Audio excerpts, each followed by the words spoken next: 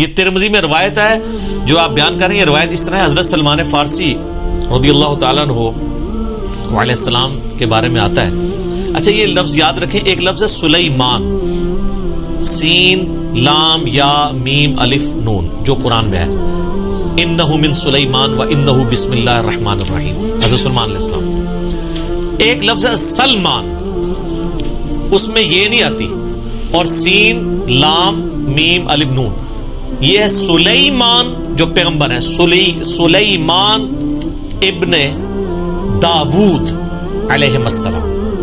ایک لفظ ہے سلمان, وہ صحابی ہیں سلمان فارسی, جن کے مشورے سے خندق کھودی گئی تھی, ٹھیک ہے, نبی الاسلام کے لاڈلے ترین صحابہ میں سے. سلمان فارسی سے یہ روایت ہے کہ وہ کہتے ہیں کہ نبی الاسلام نے مجھ سے فرمایا کہ دیکھنا مجھ سے بغض نہ رکھنا ورنہ تم تباہ و برباد ہو جاؤ گے. تو حضرت سلمان فارسی نے کہا یا رسول اللہ, آپ کی وجہ سے اللہ نے ہمیں ہدایت دی, ہم آپ سے کیوں بغض رکھیں گے؟ تو آپ نے فرمایا جس نے عرب کے لوگوں سے بغض رکھا اس نے مجھ سے بغض رکھا. سر یہ کہانی ہے پوری, یہ قرآن و حدیث کے مزاج میں بیٹھتی ہی نہیں ہے, ٹھیک ہے. اور آپ یہ اتنی بڑی کہانی ہے کہ امام ترمذی نے ساتھ لکھا ہے کہانی ہے. امام ترمذی نے لکھا ہے یہ روایت منقطع ہے, اور پھر ساتھ لکھا میں نے اپنے استاد امام بخاری سے پوچھا. امام بخاری صحیح بخاری والے, امام ترمذی ان کے شاگرد ہیں, تو میں نے اس حدیث کے بارے میں پوچھا تو انہوں نے بھی کہا یہ روایت منقطع ہے, یہ روایت ٹھیک نہیں ہے. امام ترمذی لکھ کے ساتھ لکھ رہے ہیں روایت صحیح نہیں ہے. یہ البانی یا شیخ زبیر علی زئی نے نہیں اس کو ضعیف کہا, امام ترمذی نے خود ضعیف لکھا ہے, اور امام بخاری کا قول بھی نقل کیا ہے. اتنی پکی دو مورے لگا کے بھی پھر بھی اگر ٹکر چلے تو گل وچ کوئی اور ہے.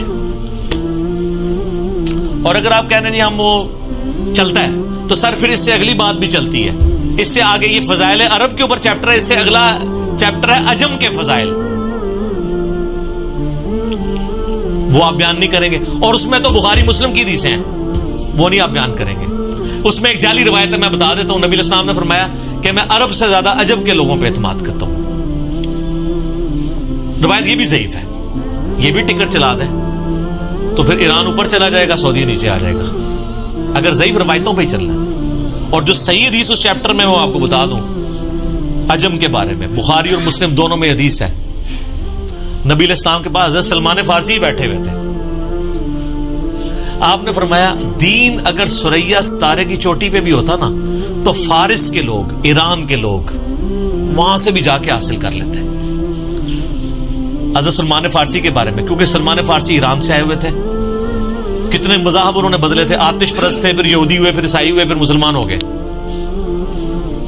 نظام کو کہتے ہیں پہلے بریلویز ہوئے, دیوبندی ہوئے, پھر یہ ہوئے, پھر ہوئے, ہوں کہ کافر ہو جاؤ گے. سر اس سلمان فارسی بھی کافر نہیں ہوئے, اسی بھی سلمان فارسی تے مننے والے ہیں, ٹینشن نہ لو. تسی انہوں نے بھی تسی یہی کہنا سی کہ سر اتنے مذہب بدلے نہ بدلیا کرو, جس طرح تہاڈے باوجداد سن آتش پرست ہی رہندے, آپ نے اپنے بزرگوں کا مسلک چھوڑ دیا. تو بزرگوں کا مسلک چھوڑنا کس کی سنت ہے؟ سلمان فارسی کی. ٹھیک ہو گیا. تو انہوں نے بھی یہ, تو وہ بخاری مسلم کے الفاظ ہیں. آپ نے سورہ جمعہ کی آیت تلاوت کی کہ وہ لوگ جو ابھی ان سے آ کے میرے اصحاب سے آ کے ملیں گے, تو آپ نے فرمایا یہ بشارت ہے ان لوگوں کی جو بعد میں لوگ آئیں گے, اور وہ فارس کے لوگ, جی دین اگر ثریا ستارے کی چوٹی پہ بھی ہوتا نا, یہ اتنے انٹیلیجنٹ لوگ ہیں کہ وہاں سے دنیا میں سر 3 علاقوں کے لوگوں کو انٹیلیجنٹ مانا گیا انسانی ہسٹری میں, یونان کے لوگ, فارس کے لوگ اور سب کانٹیننٹ کے لوگ, تمام چوٹی کے لوگ یہاں کے ہیں. تو اس زمانے میں تو بڑے عروج پہ تھے. اور دیکھ لیں نبی علیہ السلام کی بات کیسی ثابت ہوئی ہے. آپ کے سارے محدثین آلموسٹ فارس کے, اور فارس میں پورا ایریا آتا ہے, افغانستان کا, عراق کا, ایران کا, یہ سارا. اور افغانستان کو تو عزم کر لیں, امام ترمذی افغانستان کے ہیں, ابو داؤد افغانستان کے. عراق کو بھی عزم کر لیں, ٹھیک ہے, امام حنیفہ کوفے کے تھے. ایران کو نہ عزم کریں تو میں ایران کی مثال دیتا ہوں. آپ کے جو امام مسلم ہیں یہ نیشا پور کے ہیں, ان کے نام کے ساتھ لکھا ہے مسلم بن حجاج القشیری نیشا پوری. نیشا پور جا کے گوگل میں لکھیں, آج بھی ایران کا شہر ہے, اس وقت والا جو ایران ہے. حدیث کے بہت بڑے امام نیشا پور کے. امام حاکم جنہوں نے المستدرک الحاکم لکھی ہے بخاری و مسلم کے اوپر, چھوٹی ہوئی حدیثیں جمع کی ہیں, ان کا نام یہ ہے امام حاکم نیشا پوری. اس کے علاوہ کئی ایک ہیں. تو وہ اللہ تعالیٰ جس کو مطلب اٹھا لے. تو بیسیکلی یہ تھا. تو میں سمجھتا ہوں غلطی کی وجہ سے ایسا ہوا ہوگا, میں نہیں کوئی انٹینشن میں نہیں برا تو میں آخر میں ریکویسٹ کرتا ہوں کہ سارا حدیث چلانی ہے نا بکس والی، ہم آپ کو بتاتے ہیں ایک حدیث ہے، وہ صحیح مسلم میں 240 نمبر حدیث ہے، ایران والی حدیث، لیکن ہے مسلم شریف ہے، اہل سنت کے امام ہے.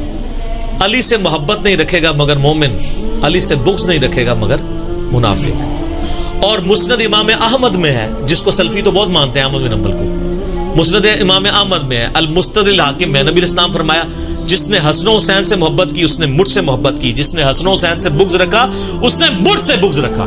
اور سر عرب ملکوں میں یہی ہو رہا ہے اس وقت، آپ کے نام میں حسن و حسین لکھا ہو نا پاسپورٹ پہ، آپ کو لادا کر دیتے ہیں. یہ حدیث کے ٹکر چلائیں اور اپنے بزرگوں کو وہاں چلوائیں. ایک طرف آپ کہتے ہیں حسن و حسین کو مانتے ہیں، اور دوسرا اب میرے بچوں کے ناموں کے اندر تو سارے اہل بیت والے نام آتے ہیں. میری بیٹی کا نام زارا ہے، بڑی کا، چھوٹی کا زینب ہے، تو اہل بیت کے نام ہے. میرا خود نام محمد علی ہے، میں بھی بھگت بیٹھا ہوں میں سے آپ کو بتاؤں. اب تو خیر ویسے ہی نہیں جا سکوں گا، میں اس زمانے کی جب مجھے کوئی جانتا بھی نہیں تھا. تو یہ سر بکس والی جو روایتیں ہیں نا وہ کہیں اور بھی ہیں.